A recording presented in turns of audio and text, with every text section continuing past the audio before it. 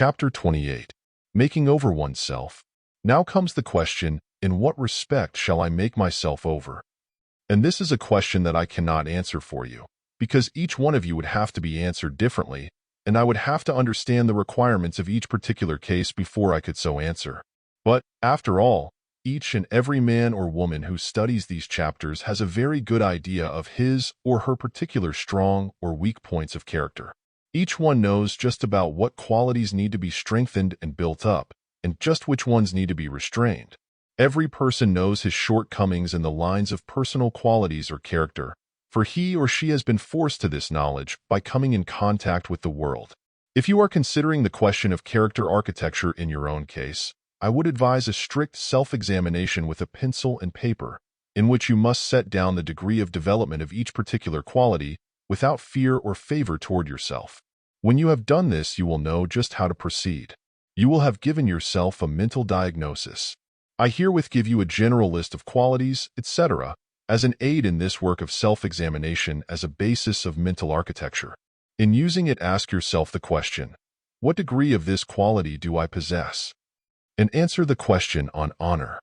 Below I give you a list of the faculties usually given in works on phrenology, which will aid you very materially in preparing your report on yourself. Each faculty relates to some quality of character possessed by you, and regarding which you are asking yourself the question mentioned above: sexuality, ideality, friendship, mirthfulness, love of life, sense of size, physical appetites, sense of order, cautiousness, memory, firmness, language, faith, judging human nature, ingenuity, parental love, imitation, stick-to-itiveness, sense of shape, determination, sense of color, secretiveness, sense of locality, self-esteem, musical taste, hope, comparison, sympathy, domestic qualities, sublimity, love of places, observation, fighting qualities, sense of weight, acquisitiveness, sense of number, love of praise, sense of time, integrity, originality, veneration, agreeableness. Every one of the above-mentioned faculties or qualities may be increased or decreased by the practice of the methods given in this lesson: autosuggestion, visualization, and acting out the part. That triple method of character architecture will enable anyone to make himself over in any one or more of the above qualities. You will, of course, always remember that the methods named act in the direction of stimulating the growth of the brain cells in the particular centers, areas, and regions in which the particular faculty or quality is manifested. The immediate cause of the growth of the brain cells is the desire of the individual manifesting itself along physical lines, coupled with that law of nature which causes increased physical or mental growth in accordance with necessity or need. The earnest desire, heightened by visualization and autosuggestion, stimulates the brain centers manifesting the desired qualities, and by so doing causes a more rapid production of new cells and the greater development of the existing ones. Then the acting out the part, with its physical manifestations, creates a direct demand upon the brain for means of manifestation, and the brain responds by growing additional cells to meet the demand. There is in nature a law that tends to furnish to the organism that which is needed for its development and necessities. The horse has evolved from a three-toed animal into a one-toed one, in response to the demands of its environments and the necessities of its life. Birds of prey have claws and beaks adapted to their needs and wants. Beasts of prey have great teeth, claws, and shape of body adapted to their wants and necessities, and so it is all through nature. But remember this, that animals constantly change as their environments alter, for nature always is ready to supply that which is demanded by the necessities of the organism. Evolution gives us many convincing illustrations of this fact, which I regret not being able to mention here. If a part of the body is brought into unaccustomed use, it becomes tired at first, and then nature sends to its relief increased nutrition and development, so that in time it can meet the new requirements with ease. And so it is in this matter of the brain cells. Make a demand upon nature for increased power along certain lines, and she responds. And the way to make the demand for new brain cells in order to manifest certain qualities to a higher degree is to follow the methods given you herein: autosuggestion, visualization, and acting out the part. I trust that you now understand not only the how of this subject, but also the why of it. It is impossible in the space of a few chapters to give detailed instruction regarding the development of each separate faculty of the mind. That would require a good-sized book by itself. But I have given you the general principles and directions, and you should be able to work out the rest of the problem yourself. One shall, however, give you special directions for the development of the particular qualities most necessary to the dynamic individual mentioned in the chapters on personal influence. Before proceeding to this last mentioned phase of the work, however, I wish to say that not only may one make himself over by the methods given, but he may make over other people by the same methods applied in the forms of suggestive treatment. This is particularly true in the case of children, whose characters are extremely plastic and who yield readily to constructive shaping and guidance. It is not necessary for me to go into this matter in detail, for in my chapters on mental suggestion and mental therapeutics, as well as in the present lesson, I give the principles of such treatment and the methods of applying the same. I trust that you have paid sufficient attention to what has been taught to be able to understand and apply this form of suggestive treatment to others. What I have said about treating the John Smith part of you is true when you are actually treating others. The same principles apply. In addition to these, you may advantageously use treatments by mentative currents, which will tend to induce in the mind of the other person the desired mental state, which in time will result in the production of the new brain cells needed to establish the mental character cure. In treating others for a change of character, proceed exactly as you would in treating them for a physical ailment. The principle is the same, for the trouble arises from a similar underlying cause. In both cases, you are treating mind, remember. And now to the building up of the dynamic individual. We have seen what he was like, and now we must try to make ourselves over to resemble him. The methods given in the present chapter and the one immediately following it apply to this work, of course. Let us now form a mental picture of the dynamic individual and see what qualities he possesses, and then learn how to develop and cultivate those qualities. Our dynamic individual is possessed of a strong desire. He knows how to want a thing the right way. No mere wishing or sighing for a thing. When he wants a thing, he wants it. We all think that we want things, but the majority only want them in a half-hearted way. The flame of desire burns feebly and gives little light or heat.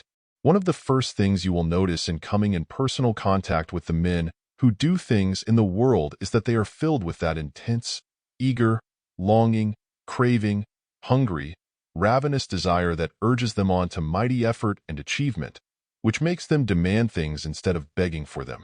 Even among the animals that we speak of as strong and masterful, you will find that this desire quality is strong, so much so that it impresses itself in their every movement and action. And on the other hand, you will find a lack of that same quality in the species of animals that are preyed upon, hunted, and devoured by the others. This class of weak-desired animals impress us as weak and spiritless. And so it is with men. No one ever did anything or got anything unless he was filled with a strong, hungry desire for that thing. If a man feels a hunger for attainment, just as he feels a hunger for his meals, he will make mighty efforts to satisfy that hunger. Just think of what you would do to satisfy a craving hunger. Well, these men feel the same way about other things for which they are hungry. Desire is a form of hunger, and the hungrier a man is for a thing, the more desire force will he manifest and the greater efforts will he make to get that thing. People have fallen into the habit of speaking and thinking of desire as an unworthy, low, animal, selfish quality, but they are seeing only a half-truth while thinking that they are seeing the whole thing. They seek to escape by speaking of high desires, aspiration, ambition, zeal, ardor, love, and a number of similar terms. But these things are merely our old friend, desire, with a new name. Let me give you a few words used in speaking of some form of desire. Here they are: desire, wish, want, need, exigency, mind, inclination, leaning, bent, animus, partiality, penchant, predilection, propensity, willingness, liking, love, fondness, relish, longing, hankering, solicitude, anxiety, yearning, coveting, aspiration, ambition, eagerness, zeal, ardor, appetite, appetency, hunger, thirst, keenness, longing, craving, etc., etc. Quite a formidable list. The truth is that all of the feelings that incite one to action of any kind or sort are forms of desire. Without desire, one would cease absolutely from action. Preceding every action there must be desire, either conscious or unconscious. Even those people who make a virtue of renunciation of desire and who claim to have conquered desire absolutely are acting in response to a more subtle form of desire. How is this, you ask? Well, simply because they are carrying out a desire not to desire certain other things. Desire is at the bottom of the renunciation, just as it is at the bottom of the very desires they wish to renounce.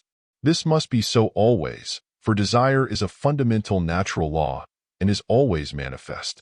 Not only in the doing of things is desire manifest, but also in the refraining from doing the same things. One man desires to smoke, another desires not to do so. Desire in both cases. Lack of desire to do a certain thing simply means a desire to pursue an opposite course of conduct and action. And so it goes. Desire is manifest in every action and refraining from action. So long as one has the capacity for action, nothing has ever been done, created, or manifested without desire. The very atoms manifest desire in their combinations. And so, all the universe has been built up through the operation of the law of desire and the law of will, both of which are phases of the one law. Desire underlies all life. It rests in the very heart of life itself. And the greater the manifestation of vitality, the greater the force of desire. But remember always that there are wise desires and unwise desires. And the dynamic individual learns to distinguish between the wise and the unwise desires, between the good and the bad ones, and governs himself accordingly. He examines his desires and picking out the good and wise ones, he discards the bad and unwise ones. Then he proceeds to develop and build up the ones he has selected. And how does our dynamic individual develop his desire when desire in itself is not a separate mental faculty, but, instead, manifests through and in each faculty?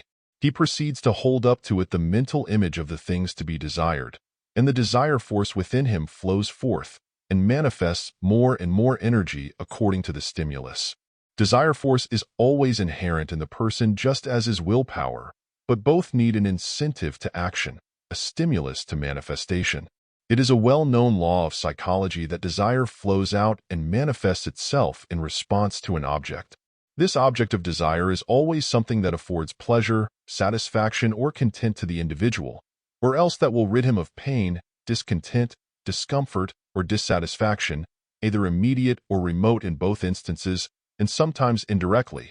That is, the pleasure or pain may be occasioned by the pleasure or pain, immediate or remote, of some other person in which the original person is interested.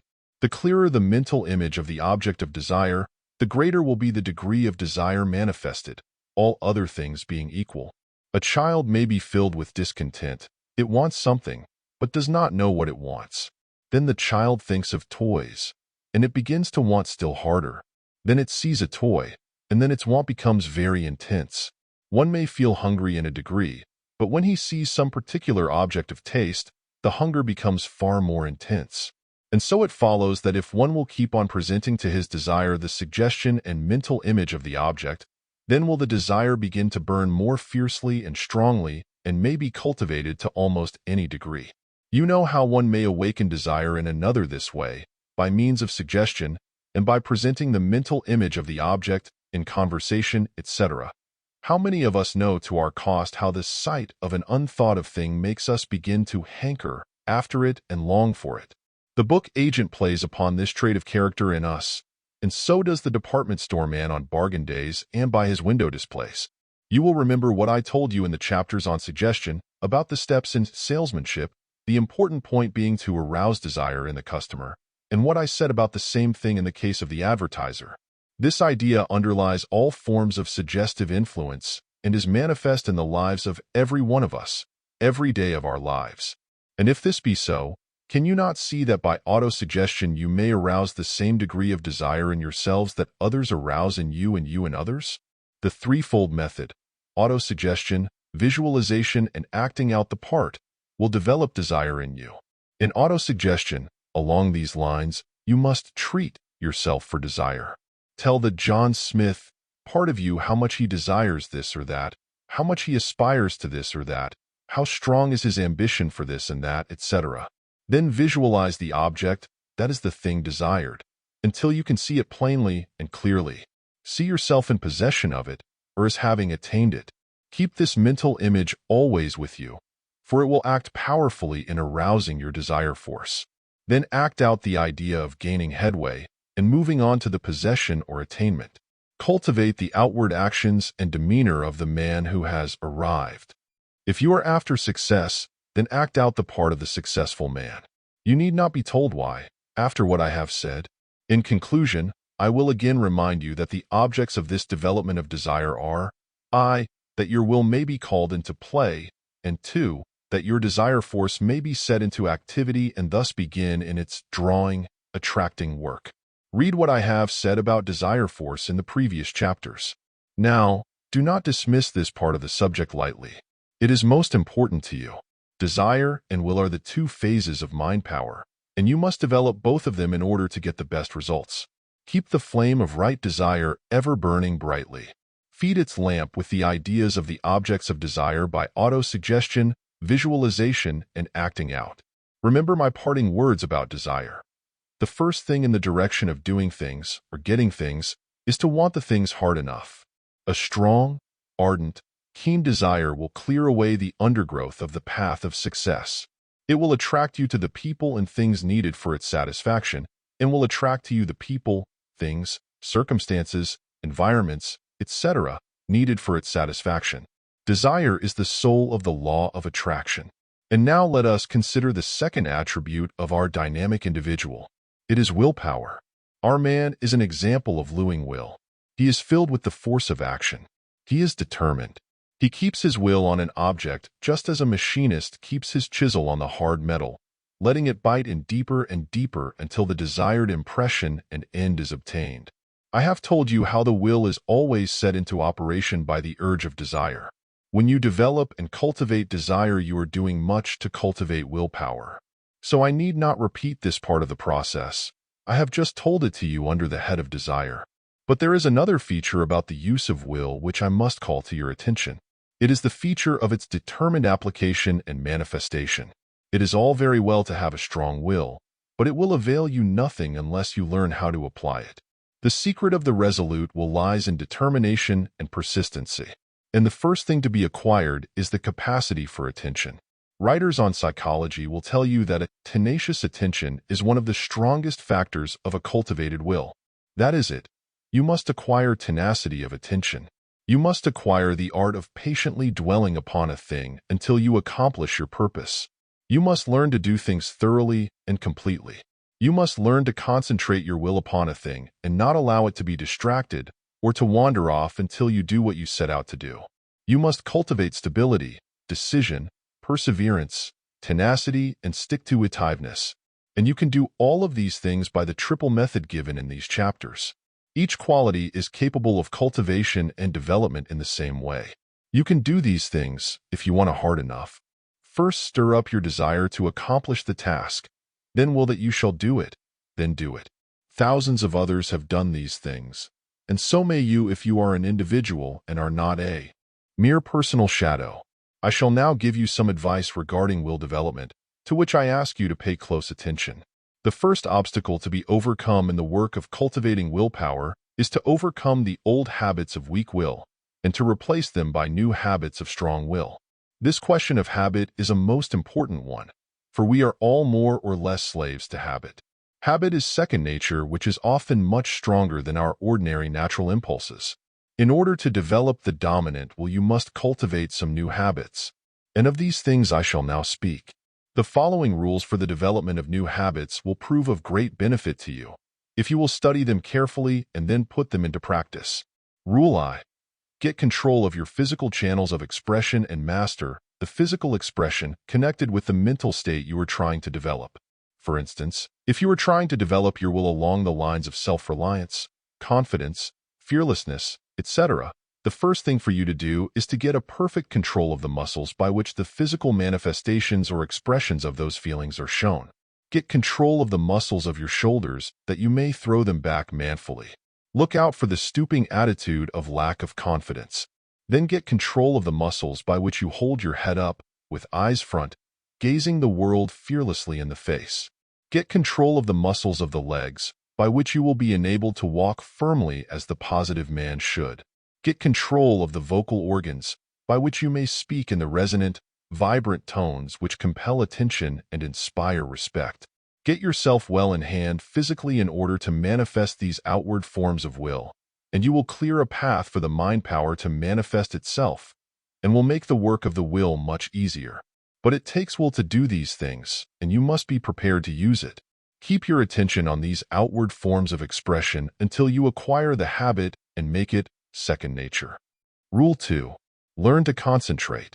By so doing, you will be able to focus your will upon any object desired, and thus get the greatest effect. In using the will, endeavor to make it one-pointed, as the Orientals say. That is, have for the object of the will some one main object, and then focus the will firmly upon that object. Cast from your mind all ideas and thoughts not in harmony with the one idea upon which you are concentrating your will. In the beginning, it will be well to avoid all persons, environments, etc., calculated to distract you from the main idea. But after a bit, you will be able to interpose a resistance to these distracting things and banish them from you by a mental command. While acquiring will in this way, you will find that it often takes even more will to turn away from these outside objects than to follow your main object. You must learn to master these temptations, even if in so doing you find it necessary to act like Ulysses, who made his companions stop up their ears with wax, lest they be fascinated by the song of the sirens. Rule 3. In acquiring a will habit, use every occasion in order to repeat the effort of the will along the lines of the habit. Give your will much exercise. Every time you do a certain thing, the easier does it become to repeat it, for the habit becomes more firmly established. Habit is a form of impression, and the oftener you sink the dye of the will into the wax of the mind, the deeper is the impression. Exercise, exercise, exercise, practice, practice, practice. Rule 4. The greatest struggle is at the beginning of the practice or formation of a new will habit. Here one has to fight with all his might, but the first battle well won, the after fights moderate and finally become mere skirmishes. Hence it behooves one to gird on his armor firmly and grasp his sword with strength at this first fight. Let one stop smoking or drinking, for instance, and he will find that 3/4 of the entire struggle is condensed in the fight of the first week, if not the first day. Remember the case of Rip Van Winkle with his, "Well, this glass don't count." He never could get started. And beware of a single slip at the start, for such slips weaken one more than he can regain in a whole day of success. After having made up your will to acquire a habit, you must not allow a single slip for this reason. A well-known writer on the subject has compared these slips to a ball of cord which one is endeavoring to wind. Each drop of the ball unwinds more than many windings can replace. Rule 5. Endeavor to fix the habit as a strong mental impression by any and every means that suggest themselves to you. For when this habit becomes firmly impressed upon your mind, you will find it most natural and easy to act along its lines, and most difficult to break away from it or to act contrary to it. You are building second nature, remember. Rule 6. Look before you leap, and be sure you're right, then go ahead. Always take a good look at a thing before plunging in. Give it the benefit of your judgment, and do not be carried away by the judgment of others. Use your reason and judgment, that's why you have them. But after once having decided a thing is right for you to do, then you must learn to go ahead to the finish. Learn to place your hand upon the plow and look not backward. Learn to control your willpower and do not let it leap into action until you are sure it is right to do so. And all of this means rigid self-control and mastery of one's moods as well as one's passions and emotions. Guard yourself against yourself, and also guard your desire from the influences of others, for through your desires your will is called into action. Children, savages, and undeveloped individuals manifest little or no mastery over their desires, but allow themselves to be affected by every little wave from within or without, and then let their will fly into action in response thereto. The individual learns to inhibit, that is to check, restrain, hold back, forbid, prohibit, etc., emotional states and feelings. By so doing, he will hold his willpower under control for use when it is advisable. Pull the trigger of your willpower yourself after you have taken deliberate aim and at some object worthwhile. Do not allow others to pull it for you, nor do you, yourself, pull it in response to a whim, a dare, an unrestrained feeling. A useful rule along these lines is given by Professor Hofting, who says, even if we cannot prevent a feeling from arising, we may possibly prevent it from spreading by inhibiting the organic movement which accompanies it, the indulgence in which augments it. In other words, restrain the physical action and the feeling dies. This idea of physical expression and acting out runs shoulder to shoulder with the idea of mental states all through the subject of psychology. Rule 7.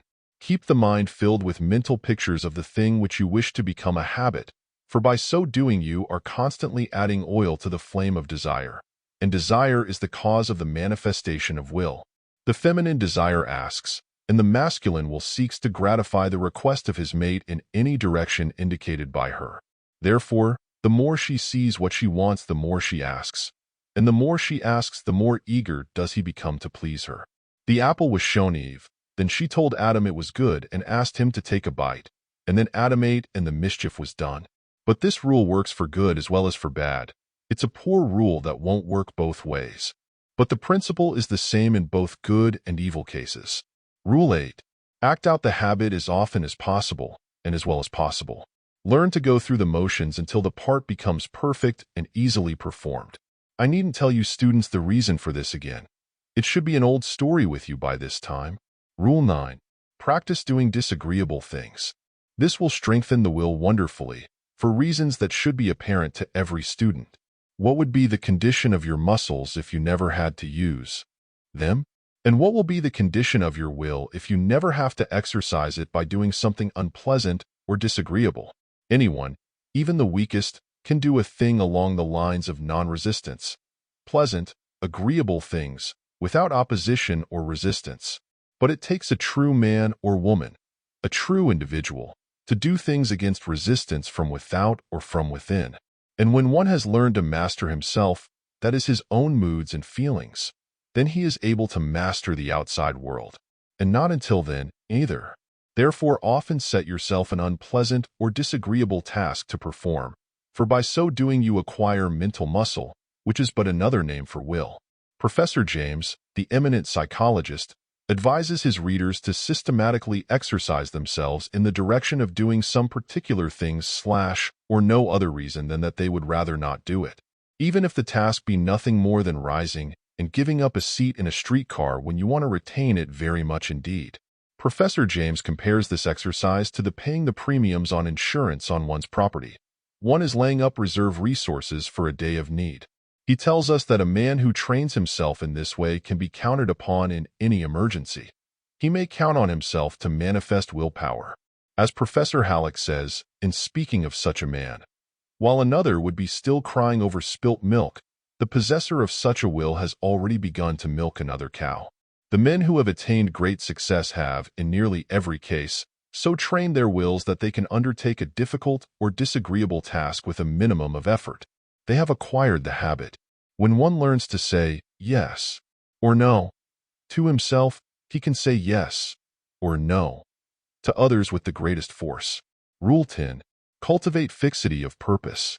The man of strong will must learn to see an object ahead of him and then to want it hard enough, and then to fix his will upon it and hold it there, while he moves to it in as straight a line as possible.